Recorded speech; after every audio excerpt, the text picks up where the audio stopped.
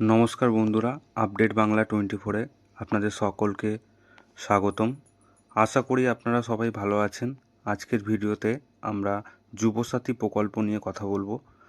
আপনাদের মধ্যে অনেকেই কমেন্ট করেছেন যে যুবসাথীর টাকা কবে পাবেন বা পেমেন্ট স্ট্যাটাসে কেন নো রেকর্ড ফাউন্ড দেখাচ্ছে। আজকের এই ভিডিওতে আপনাদের সমস্ত প্রশ্নের উত্তর দেওয়ার চেষ্টা করব।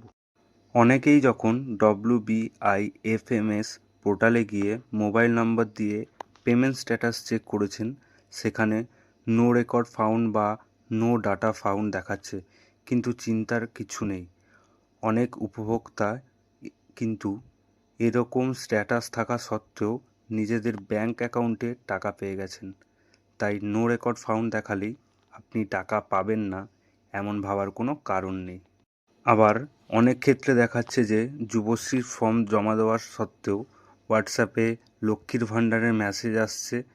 এর কারণ হতে পারে আপনার একই মোবাইল নম্বরে দুটি প্রকল্পই দেওয়া আছে, তাই এটা নিয়েও উদ্বিগ্ন হবেন না। সরকারি কিছু রিপোর্ট অনুযায়ী সামনে ভোট থাকার কারণে এখন খুব জোর কদমে টাকা ছাড়ার কাজ চলছে। আশা করা যাচ্ছে 18ই মার্চ 2026-এর মধ্যে সমস্ত যোগ্য উপভোক্তাদের অ্যাকাউন্টে টাকা পৌঁছে যাবে।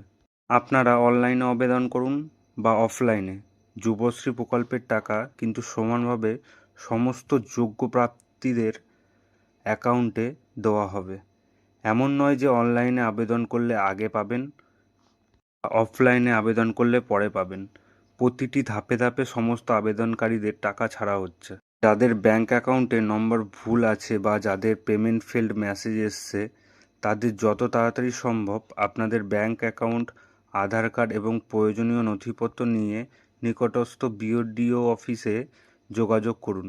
ডাটা এন্ট্রি করার সময় কোনো ভুল থাকলে তারা সেটি ঠিক করে দেবে।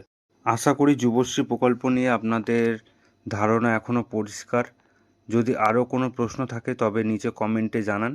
ভিডিওটি ভালো লাগলে অবশ্যই লাইক করুন এবং বন্ধুদের সাথে শেয়ার করুন। আমাদের চ্যানেলে প্রথমবার এলে চ্যানেলটি সাবস্ক্রাইব করে পাশে থাকা বেল আইকনটি প্রেস করতে ভুলবেন না। ধন্যবাদ।